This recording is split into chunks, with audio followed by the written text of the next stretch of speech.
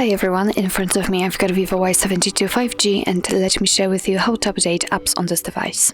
So first of all, make sure that you've got the internet connection, and I highly recommend to use the Wi-Fi to this operation, and then let's enter the Play Store.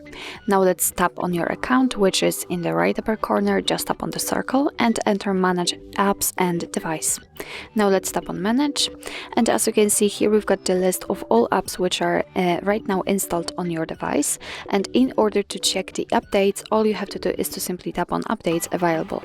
And as you can see right now we've got only 25, not 29 apps available, so it means that all of them can be updated, and all you have to do in order to update the app is to find it on this list, mark it and tap on this update icon in the right upper corner. Of course you can mark more of the apps, so let me tap on it, and as you can see right now the update for the Gmail will be downloaded, and after that it will be successfully installed and automatically updated. So actually this is it. This is how to update apps in your VIVO Y72 5G. Thank you so much for watching. I hope that this video was helpful, and if it was, please hit the subscribe button and leave the thumbs up.